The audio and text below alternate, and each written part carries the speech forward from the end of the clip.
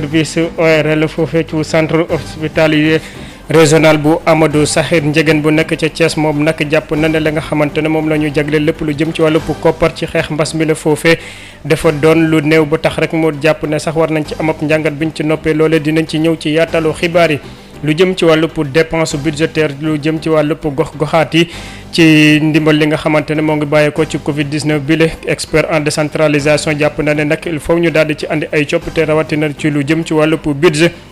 bu ko defee rek maire yooyu mën a am la nga xamante ne moom mooy dotation ci collectivité locale yi loolee dinañ ci ñëw ci yaatalu xibaar yi foofee ca Sédhiou gis nañ ne itam lu toll ci juróom fukki nit ak juróom-ñett ñoo daal di am li la di mbas mile ci bésu tey ji tax na rek ñu daal di fësal la nga xamante ne moom mooy jafe-jafe yu nekk foofee ca diwaan ba rawatina ci wàllu kër docteur jëwriñ gi ñu dénk lépp lu jëm ci wàllu wér-gu-yaram daal dina fa demam amap tukki nemmeeku ginnaaw bu mu bàyyeekoo Ziguinchor dinañ ci ñëw ci yaatalu xibaar yi li ni mel biñ ci boole yeneen xeetu xibaar bokk na ci lii di collectif bu ëmb sénégalais yi nga xamante ne ñoom ñoo nekk ca biti réew di sàkku ci nguurub Sénégal mu dindi dogal gi mu jël ngir rek daal di tere seen ñooñ ñu daal di leen fi denc ginnaaw bu ñu génnee àdduna ci mbas mile dinañ ci ñëw ci yaatalu xibaar yi niki tey nag lii di wax sa xalaat tey tënku leen ci ponk lu ñuy sàkku rek mooy na rafet ngeen bañ fi fay wala boog ngeen leble fi bor Pape Abdoulaye Dieye mu féete ci xarala.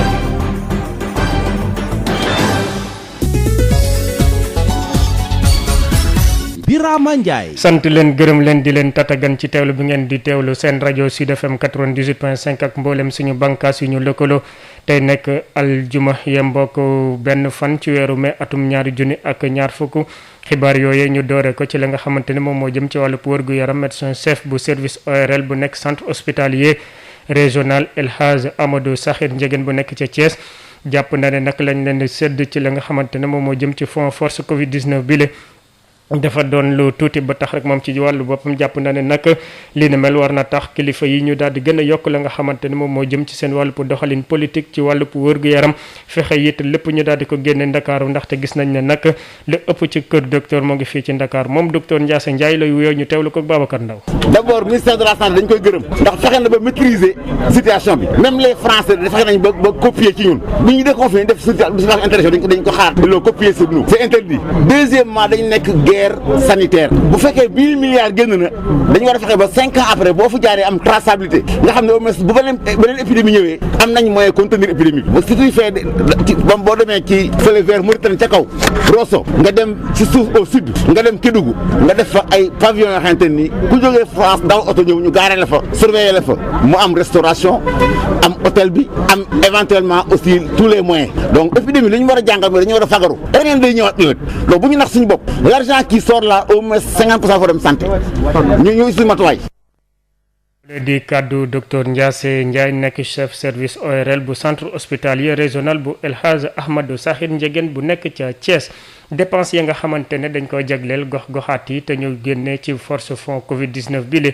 ki nga xamante ne xam-xamam dafa màcc ci wàllu décentralisation jàpp na ne il faut ñu daal di andi ay modification ay coppite ci wàllu bu budget di sàkku itam la nga xamante ne moom mooy dotation spéciale fonds Covid 19 ci collectivité locale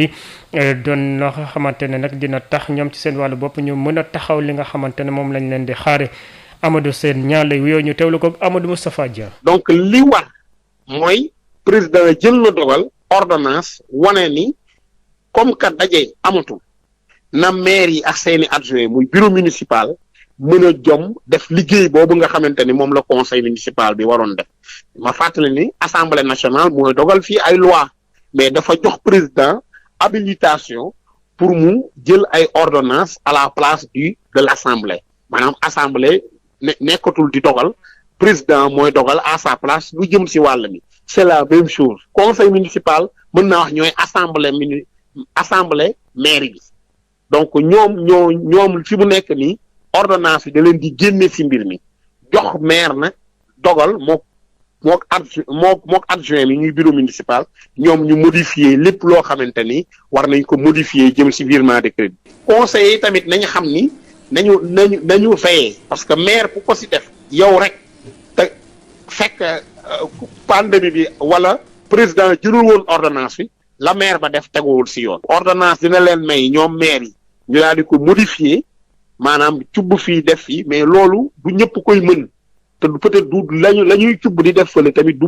mënee dara li gënoon mooy ñu def ce qu'on appelle une dotation spéciale état bi si 1000 milliards yi nga xamante ni moom la sóor si xeex Covid bi mu génn si lu am solo loo xamante ni ko mën a séddale maire yi ñu mën ko dugal si xeex bi parce que ni ñuy xaaree ni citoyen bi di xaare état si xeex bi noonu lay xaare maire yi si xeex bi donc ma doon ñaan rek bu fekkee état bi mën na ko def et on est très satisfait des deux dispositions yu président jëlagum benn bi mooy alléger les procédures de passation de marché public. loolee di kàddu Amadou Sène ñaamu doon àddu ci micro Amadou Moustapha Dieng ca Sédhiou la ñu jëm niki bésu tey jii am nañ lu toll ci juróom fukki nit ak juróom-ñett ya nga xamante ne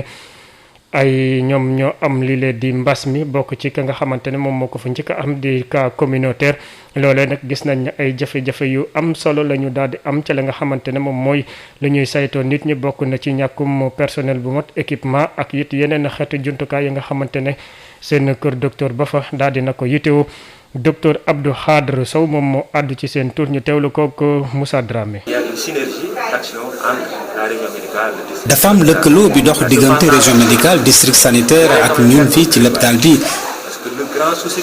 waaye damay sakku ñaan kilifa yi ñu gën a bàyyi xel ci ñun ndax it am nañ jafe-jafe lool lu jëm ci wàllu waa kër docteur yi lim bi fi nekk dafa néew te gis nañ ci ne it gannaaw bu ñaar fukki nit ak juróom am mbas bi la ñu indi leen fii ci diwaanu Sédhiou waa kër docteur yi fi nekk ñoom ñoo fi nekk ba léegi amul lu fi yokk.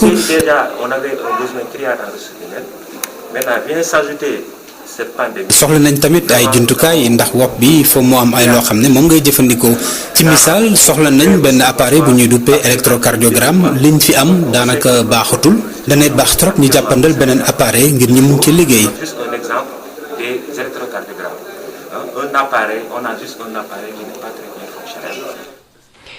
docteur Abdou Khadre Sow nag moo doon àddu foofee ca ña yëngu ci wàllub kër docteur ca Sédhiou loolee nag mu ngi amoon ci teewaay joriñ gi ñu dénk lépp lu jëm ci wàllub wërgu yaram ci mim réew di Abdoulaye Diouf Sarr mi fa demoon daal di leen nemmeeku ji ci mujjanteel ga nag daal dina leen xamle ne am nañ lu toll ci fukki lal ya nga xamante ne doole nañ ko ci lu fa nekkoon dina leen jox itam ay jumtukaay ya nga xamante ne dinañ ko soxla ngir rek mën a taxawu ñu am wopp si la di mbas mi moom Abdoulaye Diouf Sarr ñu teewlu koog Moussa Dramé. damay jëkk gërëm bu baax di féliciter gouverneur di ko jox nuyoo ak félicitation au comité régional de gestion des épidémies yëpp. di féliciter médecin chef de région bi les médecins chefs de district ak la communauté le maire notamment parce que mbir mi mbiru ñëpp la c'est véritablement loo xamante ne ñëpp ñoo ci war a taxaw te fii ci Sédhiou gis naa ne ñëpp ñoo ci taxaw. noonu laa ko gisee à Kolda gisee ko fa à Ziguinchor Tamba laa jëm nii te gëm naa ne loolu laa fay fekk. Sédhiou nag cas particulier la parce que dafa am quand même nu épidémie bindoo fii nu mu gaawee ak nu muy tese loolu nag gis naa ne ñu ngi koy jël en charge bu baax ma leen di féliciter parce que le centre d'isolement bi ngeen réalisé loolu rek wane ne seen takkuwaay ak seen pas-pas yokk nañ lal yi aussi loolu tam lu am solo la mais lépp lu mu war rek. pour que ngeen mën a jël en charge lutte bi loolu incha allah si instruction au chef de l'État dañ koy def maa ngi leen di féliciter di leen remercier encore une fois di leen wax ne lenn rek moo war a soxal ñëpp mooy fexe ba mobilisation bi nekk une mobilisation totale nationale pour que le Covid-19 génn Sénégal le plus rapidement. di kàddu Abdoulaye Diouf Sarr lu jiitu loolu nag moo ngi demoon foofee ca Ziguinchor ni ki tey ci suba ci tànk yooyee la fa daal di woon amal itam la nga xamante ne moom moo jëm ci wàllu jumtukaay ak it lépp la ñu daal di soxla foofee ca kër docteur ngir daal di saytu ñëpp ñu am wopp soosee di mbas mili tiit ak njàqare la ñu daal di nemmeeku rawatina ci lu ñu duppee cas communautaire yi foofee ca Diass nekk ca département bu Mbour ñàkk fonk la nga xamante ne moom mooy tegtal yu kër docteur daal di joxe directeur général bu COSEC nag daal di sàkku képp ku nekk mu am taxawaay bu mat sëkk ci lu jëm ci wàllu xeex boobee moom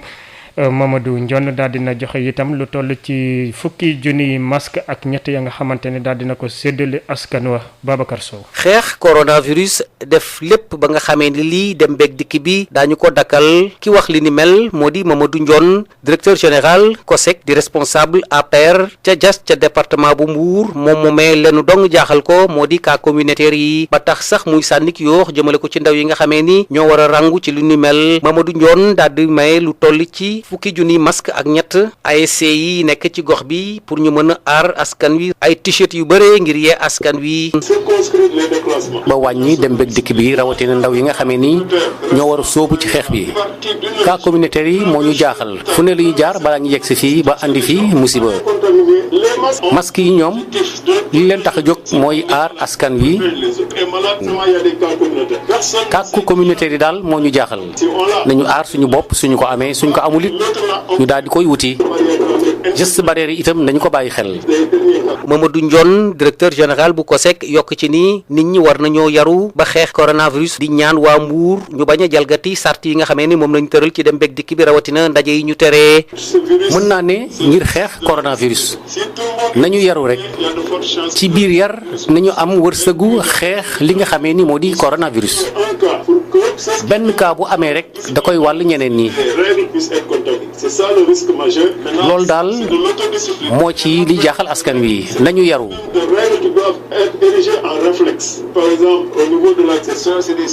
am na ñoo xam ni dañuy jalgati ci wàllu dem beeg dikk bi rawatina ndaje yi ñuy tere.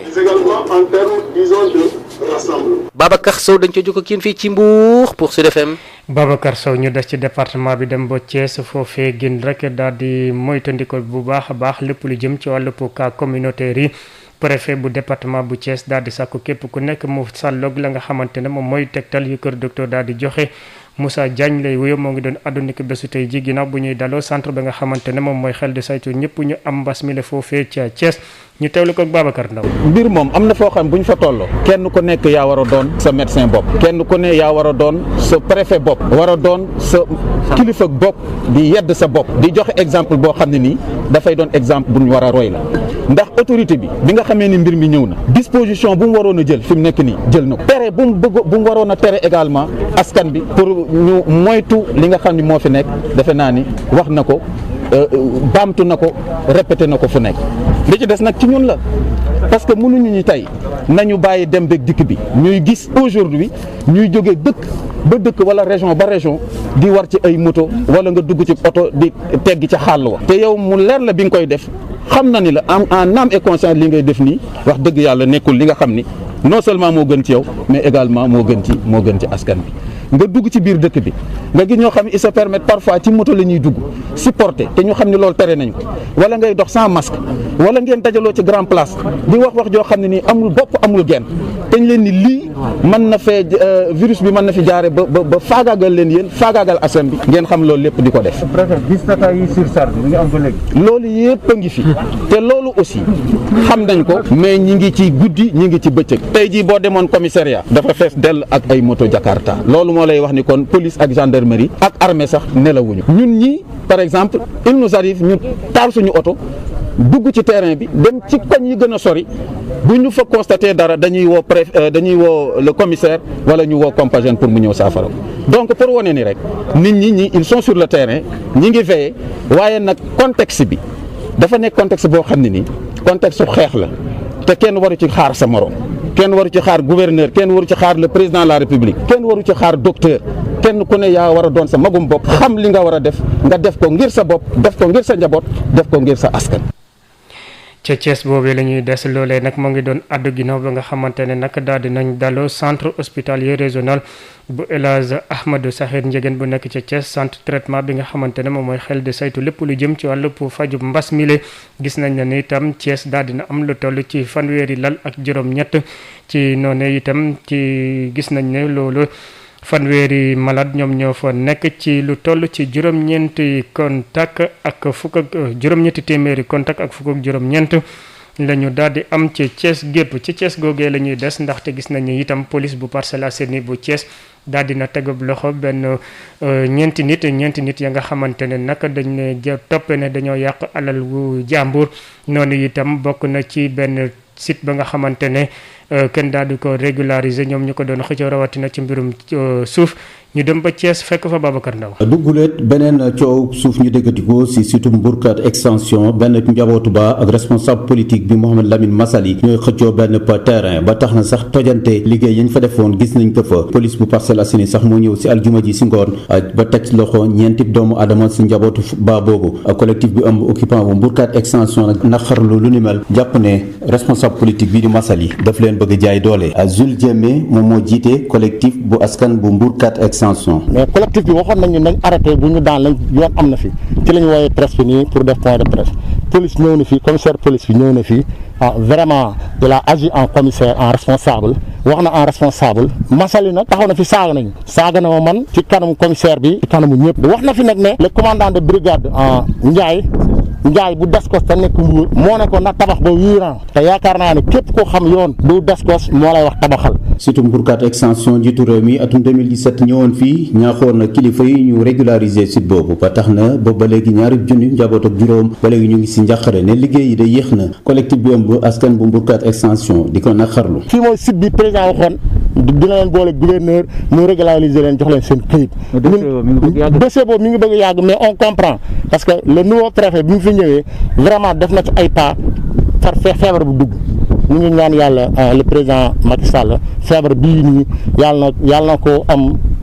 jàngoro jóge sax kii bu ko faj saafara yàlla am garab bu ko saafara loolu la ñu ñaan ba ñu mën a delloo seen activité ba ñu mën nañu jox suñu këyit mais ñu ngi wax daal préfet ak procureur ngir yàlla joon nañ ñu jàppale ci ñi ñuy dugg ci biir àll bi di ñuy jaay doole di liggéey gis nga lii 2 jours la ko def li ngeen suuf suñu bëree Massaly ñu solal nit ñi ñun nag bëgguñu coow ay responsable lañ bi fi ñëwee saaga na def na lu nekk mais duñ ko topp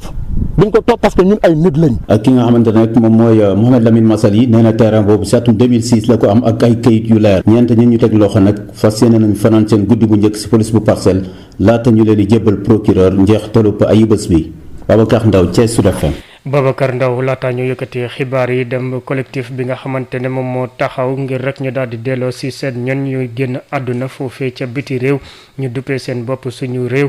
ñoom nag ñoo ngi sàkku ci nguurub Sénégal mu daal di dindi dogal gi nga xamante ne jël na ko tere bépp néew bàyyi ko foofee ca biti réew rawatina ñi nga xamante ne dañoo ñàkk seen bakkan ci mbas mile ñoom nag jàpp nañ ne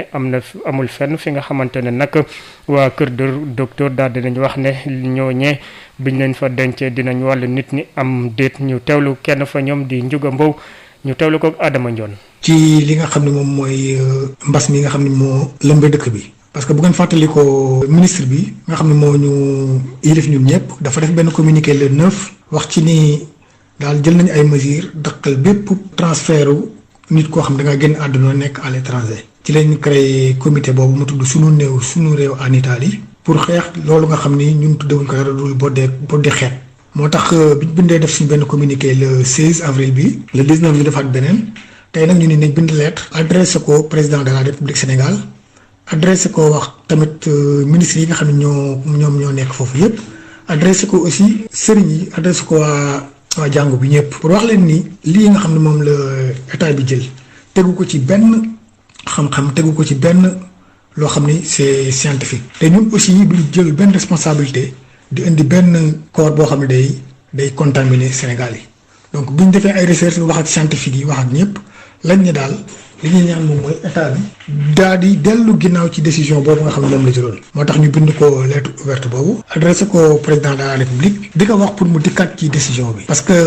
ñun suñu experts yi nga xam ne ñoo nekk fii waxtaan nañu ak waa ñi nga xam ne ñoo nekk ci OMS musul joxe benn avis ci loolu kon nag li ñuy ñaan gouvernement bi moom mooy mu dellu ginnaaw ci mesure bi nga xam moom la jël mu nekk Italie mu nekk lu ñu xam bañ fi nekkee ba léegi mu tolloog ñaar fukki at état bi musula jël dërëm teg ko ci loxo benn néew immigré bu jóge fii ñëw foofu loolu aussi ñu préciser ko leen wax yi aussi am na wax yoo xam ne wax dëgg yàlla kilifa du ko wax dañ leen jëndal ay bàmmeel foofu te ku xamul nu Italie tëddee moom mooy wax loolu tax ñu boole yooyu yëpp ak lépp taxawal collectif bi di ñaan suñu autorités yi di leen ñaan parce que nekkuñu ci xeex nekkuñu ci guerre mais ñun nañ leen di ñaan ñu dellu ginnaaw ci mesure bi nga xam ni moom lañ jël. Le contradictoire.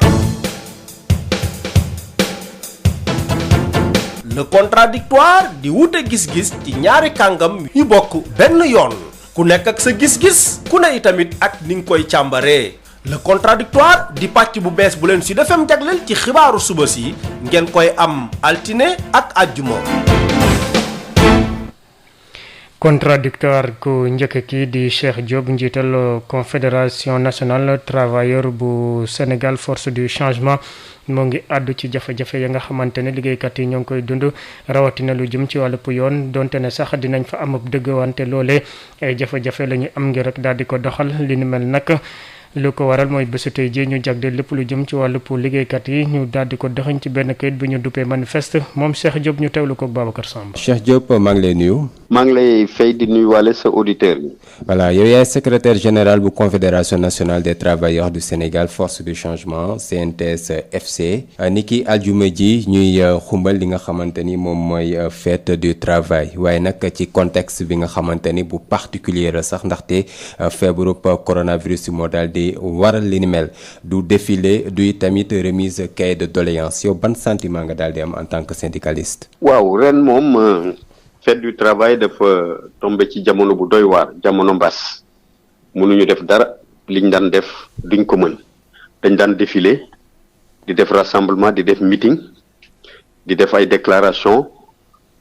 di fêter 1er mai ci entreprise yi à tous les niveaux ren nag loolu moom mënatul nekk te nangu nañ ko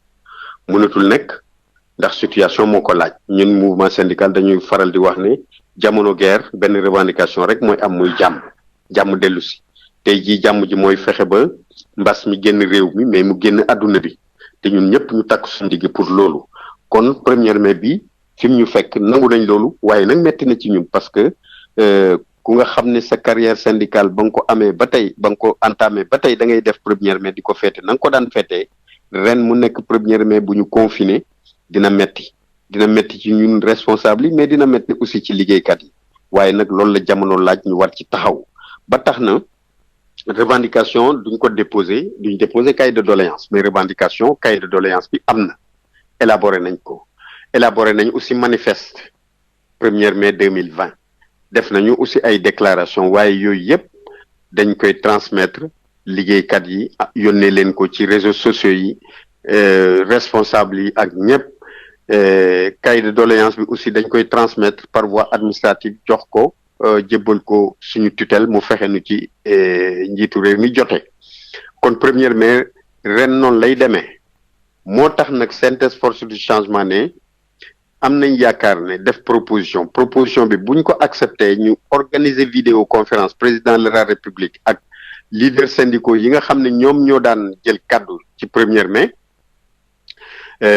juróomi central lañ ak Synpics ñu organiser vidéoconférence ak président bi non pas pour déposer cahier de doléance par vidéoconférence non pas pour poser des revendications par vidéoconférence mais pour que ñu symboliser jëmmal 1er mai jëmmal cérémonie bi ci vidéoconférence waaye li ci am solo dëgg-dëgg mooy ñu saafonteeg njiitu réew mi parce que dañ nekk ci jamono crise bu nga xam ne jël na première ordonnance bi mu jël dafa satisfaire li nga xam ne mooy tawat yiñ ko jàmbatoon ba muy def consultation. si say kàddu nee ngeen ni daal di ngeen ni taxawal benn paquet de doléance ci ab manifeste 2020 yan ponk ñoo si gën a fës ci tënk. waaw dina jafe ñu bennal ko ci interview bi waaye li nga xam ne moom la ñu mën a wax mooy doléance yi dafa tënku ci situation dialogue social bi li ci ëpp boog dafa tënku ci situation dialogue social muy situation dialogue social de restitution maanaam dialogue social foqati la li ñu foqati woon ci ñun la ñu bëgg ñu dellooju ko xeetu dialogue boobu nag dafa nekk dialogue bu nga xam ne day indi jàppal bàyyi accord yu ñu signé respecté wuñu ko engagement yu ñu jël respecté wuñu ko droit yu liggéeykat yu mu ñàkk yuñ ko xañ joxuñu ko mu dem tribunal ba gagné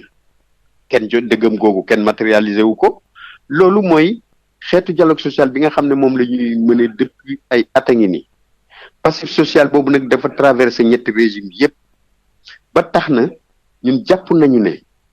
pour ñu régler xeetu dialogue social boobu pour que véritablement ñu relancer économie bi productivité bi relancer aussi relation yu am jàmm yu yàgg ci jàmm il faut que ñu toog teg passif social bi ci table bi localiser ko secteur yépp la fa nekk ci passif ñu xam ko am volonté ñi nga xam ne ñooy décideurs yi ak employeurs yi am volonté pour régler ko waaye ñun ñi nga xam ne ñooy porteur de revendication di porter ay revendication lu mat fukki at wala ñaar fukki at te réglé wul tamit wax dëgg yàlla bu occasion boobu bu mel noonu amee war nga am souplesse nangu yu inscrire ci échéancier maanaam liñ mën a régler tey ñu régler ko liñ mën a régler ëllëg ak ginnaaw ëllëg ñu wax ñu ko ba fu mu yem ñu xam ne fii la mën a yem loola bu jotee échéance boobu bu jotee lépp luy revendication de restitution lépp luy accord bu ñu signé yu demee noonu ñu régler ko définitivement bu boobaa nag ñi acteurs yépp dañuy nekk témoin kenn du wàcc engagement bi nga jël mu nekk lu ñu respecté loolu bu ñu ko defee am nañ yaakaar ne suñu institution dialogue social yi malgré effort yi ñuy def te jur na gaa njëriñ mais am na rëq-rëq loolu yëpp day daal di jeex ñu tourné wu vraiment véritablement ci dialogue social de progrès ñun loolu lañ proposé yaakaar naa daal loolu mooy li nga xam ne li ëpp ci revendication yi daal mun na tënku foofu. voilà Cheikh Diop maa ngi lay sant di la gërëm. maa ngi lay sant di la gërëm ci invitation. voilà di fàttali ne yow yaay secrétaire général bu CNTS FC di confédération nationale des travailleurs du Sénégal force du changement. beneen kàngam bi bokk na ci jëwriñ gi ñu dénk lépp lu jëm ci wàllu liggéey ci mim réew di Samba Sy moom itam jàpp na ne nag lépp lu jëm ci wàllu intérêt liggéeykat yi faw ñu daal di ko fexe sauvegarder ko rawatina ci jamonoy crise bile jàpp na ne sax lii di système protection sociale ñoom nag dafa war a gën a yaatal rawatina liggéeykat yi nga xamante ne ñoom ñoo nekk ci wàllu informel ñu teewlu ko moom Samba Sy ak Babacar Samb. Samba Sy maa ngi lay nuyu. maa ngi lay fay Babacar. yow yaay jëriñ ji ñu dénk wàllum liggéey ak itam lii di dialogue social ni ki tey ci aljuma ji ñi daal di xumbal li nga xamante ni moom mooy fête du travail waaye nag si contexte bi nga xamante ni bu particulier la ndaxte feebaru coronavirus bi daal di ne. fa dogal ne ñu ngi fêté le 1er mai ci maanaam nekkin boo xam ne wute na ak li ñu tàmmoon a gis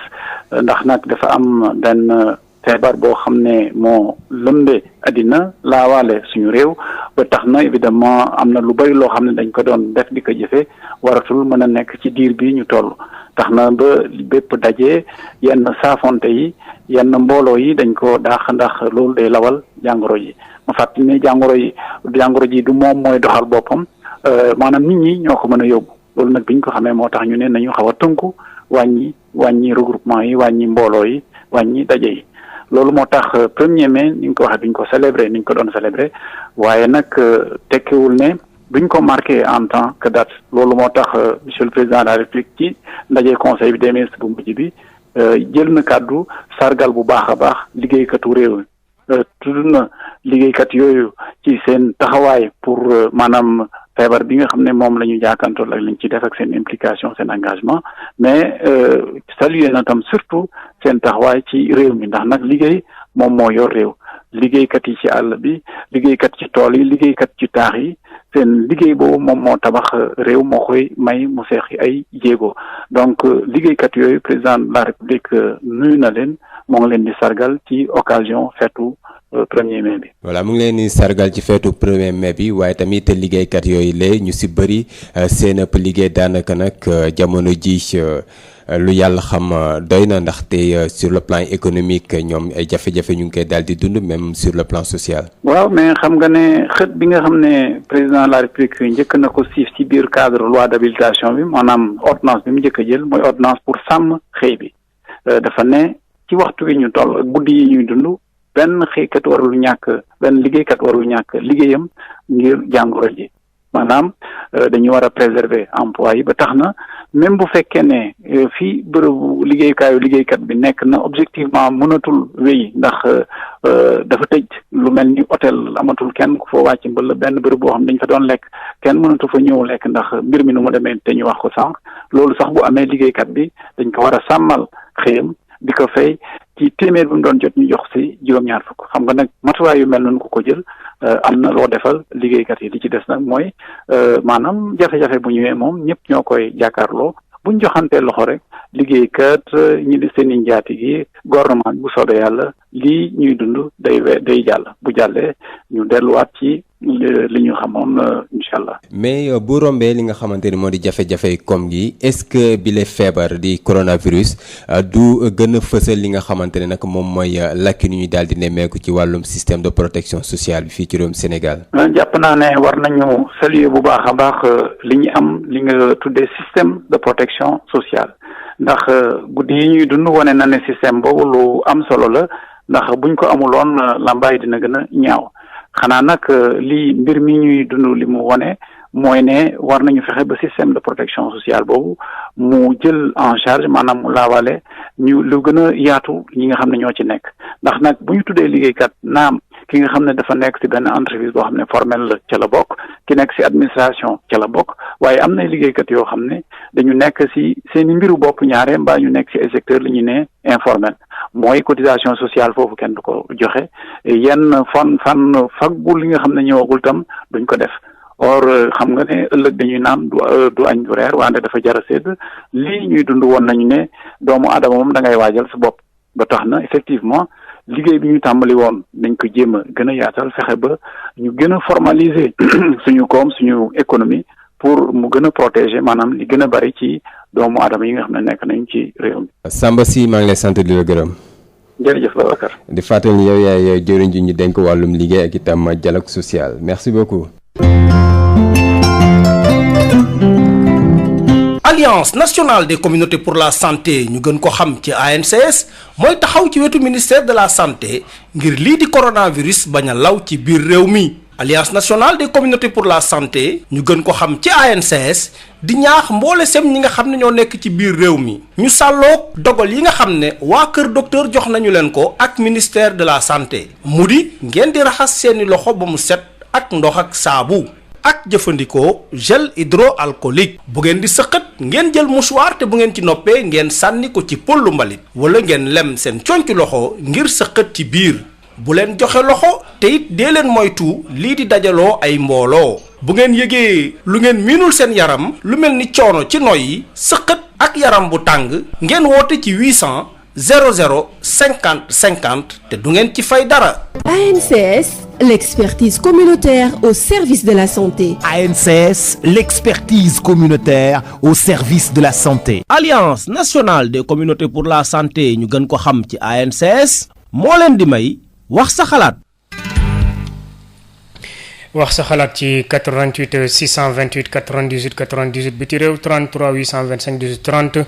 tey nag tënk leen ci ponk lu ñuy sàkk rek mooy na rafet ngeen bañ fi fay wala boog ngeen leble fi bor asalaamaaleykum. bonsoir Birama Ndiaye. Mbaye Laye. waaw ziar naa la nuyu saa si boobu ak Bàcc Ziz. di tënk ci ñaari simili Birama.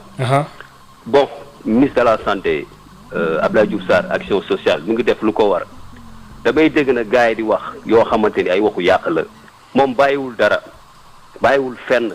mi ngi jug nee naa la Yoff depuis pandémie depuis le 2 ba léegi mënatuñ ko teg bët waa këram mënatuñ ko gis dañu war a jàppale ministre de la santé ñu jàppale président ñu bàyyi yàq yi président Macky Sall bàyyiwul dara bàyyiwul fenn lépp lu mbas mi leen laaj mi ngi koy def teg na ay milliards yu bari ci table bi pour ñu génn ci lii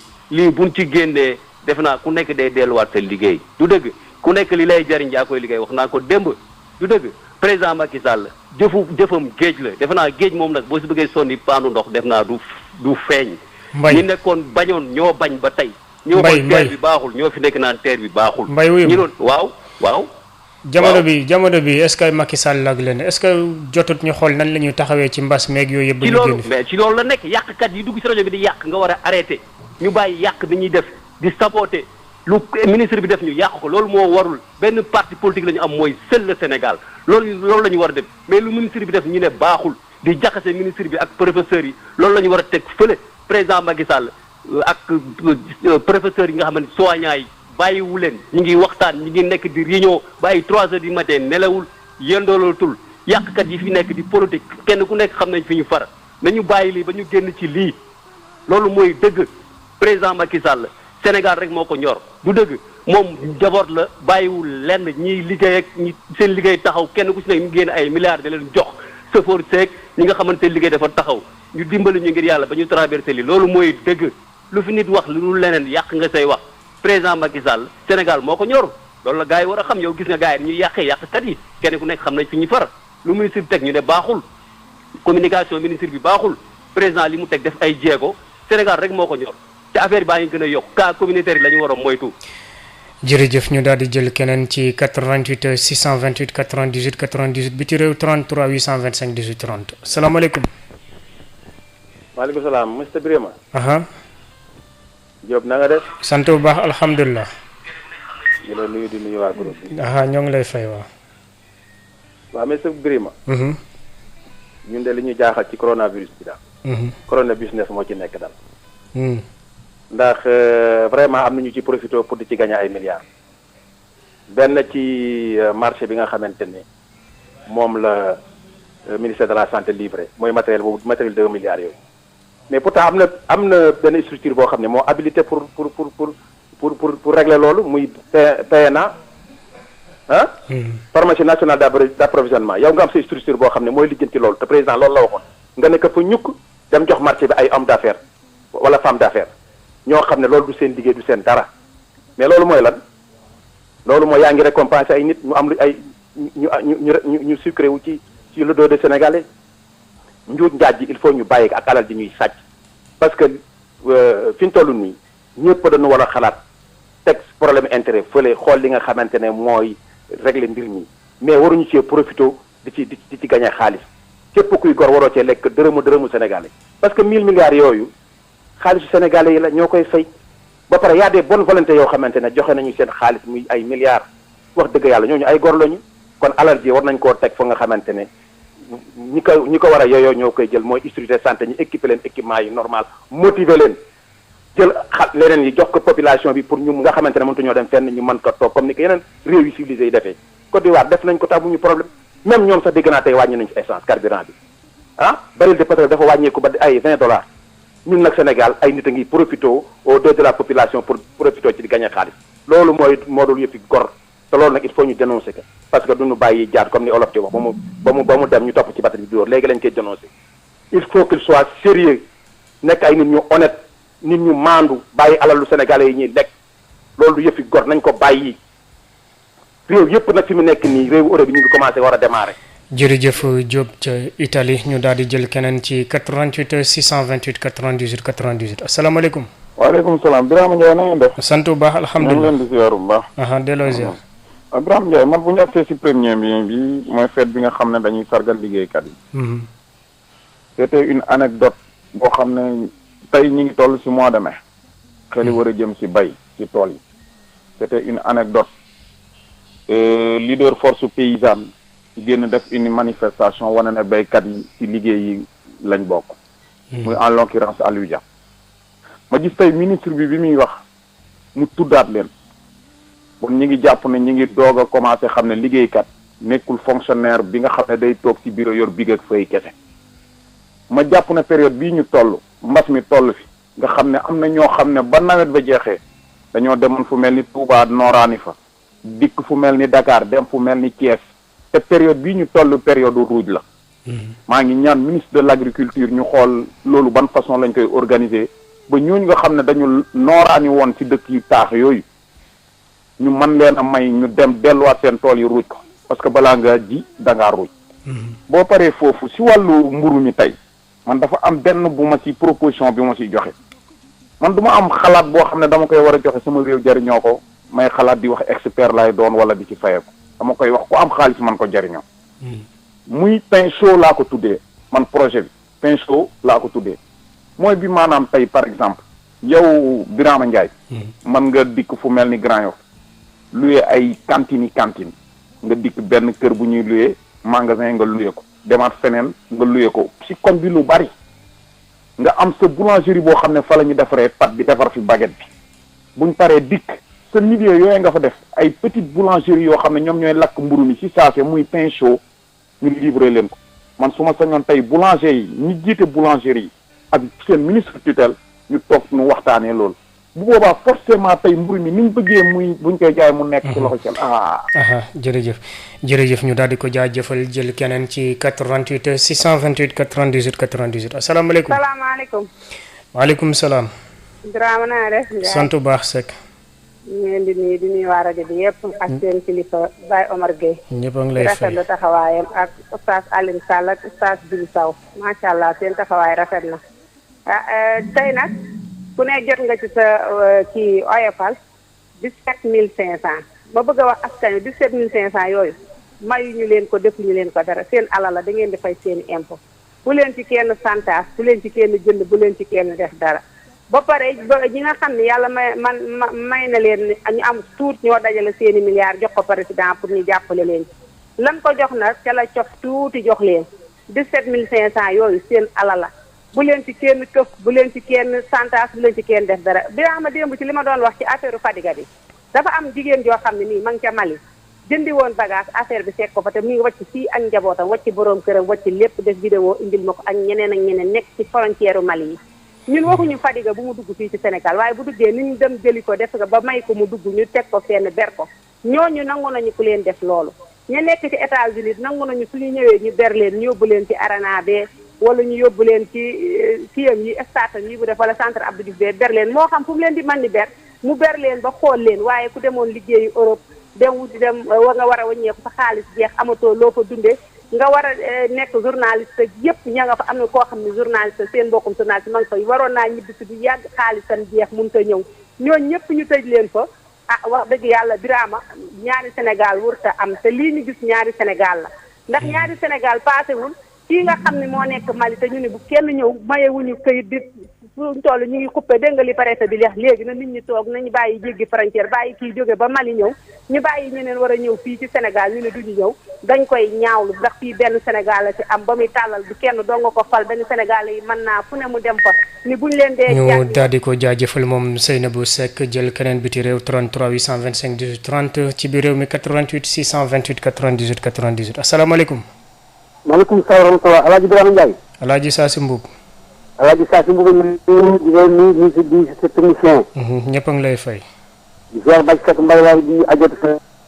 wax di ko chauffeur Sénégal yëpp ñu kontaan ci moom ci ay kàddoom. kàddoom am na solo chauffeur Sénégal ñoo ma ci yóbbante kontaan nañ ci moom. Birame dégg nañu kàddu yi le préfet du département de Thiès.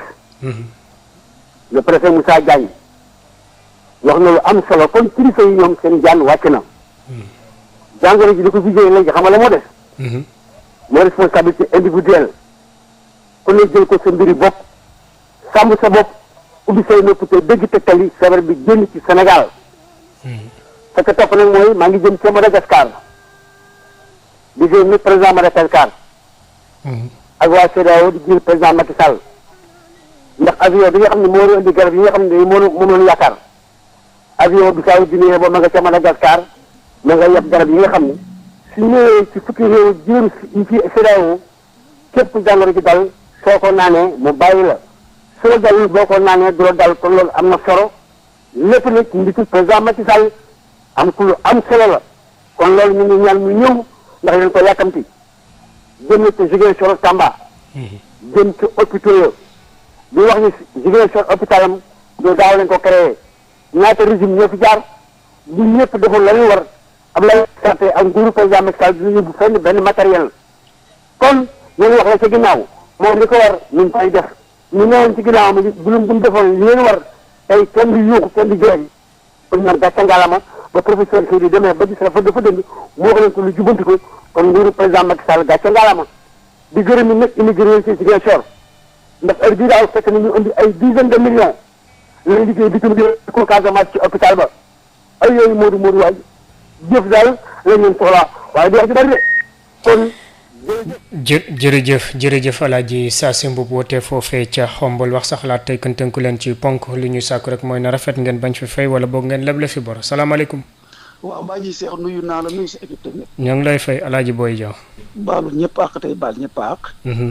di gërëmaat honorable député Adjaratou Soxna Dieng ci xeex bi mu doon xeexal acteur transport bi ak waa gare routière yi. defe naa démb ministre bi dajaloo na ak le directeur des transports routiers ak acteur transport yi ba ñu wax leen ndimbal bi nga xamante état moom la leen bëgg a dimbali. nan la koy daal di doxalee. mu waroon a doon 3 mois muy avril mai ak juin. te su ma juumul semaine prochaine defe naa war na ku nekk la nga war a jot da nga ko war a jot. boo jëlee transport urbain bi dimbali nañ leen defe naa 700 millions par an bu mu nee transport urbain bi nag waa AFTU ci leen bokk. AFTU dana jot 500 millions par mois. Car rapide ak Ndiaga Ndiaye danañ jot 100 millions par mois. Taxi yi danañ jot 100 millions par mois mu doon 700 millions par mois. boo jëlee Dakar Dem Dikk ñoom danañ jot 600 millions par mois. dégg naa sax directeur bi di wax ne loolu dafa tuuti ci ñoom parce que ñoom il dépense 750 millions par mois ci carburant. te boo seetloo aussi yow Ada Birama. Dakar Dem Dikk boo seetloo état bi moom la réquisitionné si transport bi. xam nga couvre-feu bi 20 heures lay arrêté. 20 heures ba 6 heures du matin ñoom ñooy daw. te ñu ngi mettre en quarantaine ci hôtel yëpp ñu demee yëpp loolu Dakar Dem Dikk ñoom ñoo ko géré. kon ñoom it moo wax leen ne nagu ñuul boo ci amee soow mu weex da ngay sant yàlla kon loolu ñu leen jox ni ba lan ci jàpp. nga ñëw ci transport interurbain bi bu ñu waxee interurbain mooy oto yi ak gare routière yi. interurbain bi oto yi danañ jot 400 millions par mois gare routière yi danañ jot 50 millions par mois gare routière yi bu ñu ko waxee nag. sa Yankhoba Diouf Thiadiaye comme ci ñoom la bokk bu ñu doon kaas ñàkkul nañ loolu bu ko déggee danañ ci mën a sant loolu par mois la. kon may ñaan ñooñu lu aussi bu ñu ko jotee transporteur buñ fàttee chauffeur si ndax chauffeur si ci ñoom la bokk ñëpp rafet na tuuti na nag waaye defe naa mooy li ma wax rek nagu njul boo ci amee soow nga sant yàlla. amal na leneen lu ma foraat ci weewu bëy pour waa AFTU yi ñàkkul ne mois prochain lay doon bor bi nga xamante yore nañ ko muy 10 milliards. état bi ngi xool nan lay def ci ñoom pour defal leen ci benn réduction 30% xam naa loolu moom bu juróom ci jotee dana door poche. ñoo yem. jërëjëf Alaaji Boy Diaw ñu daal di jël keneen ci 88 628 98 98 asalaamaaleykum. asalaamaaleykum. asalaamaaleykum. asalaamaaleykum. maaleykum salaam. sëñ Ibrahima ñu ngi lay ziar. sant bu baax Sène. Jibril Sène la. waa nax gépp a ngi lay nuyu. ñoo ngi leen di fay. sëñ Ibrahima. Sène. bon ginnaaw bu ñu sante félicité quand même parce que nag teraanga du tuuti. certes suñu doole la waaye.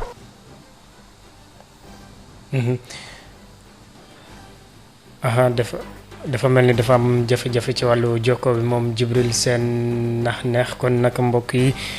fii la ñu yem ak yéen ci xibaar yi sant leen gërëm leen di leen tatagan ci teewlu bi ngeen ko doon teewlu di fi taataan xibaar yi wax sa xalaat moom la ñu jeexalee nii di leen gërëm di leen sant ci kanam tuuti Marie Rosalie Ndiaye ñëw ak yéen ci xibaar yi ci yaatal ci français laata loolu ñu bàyyi leen ngeen wéyandi ak seen programme bu seen rajo ànd ceeg Pape Abdoulaye Dieye.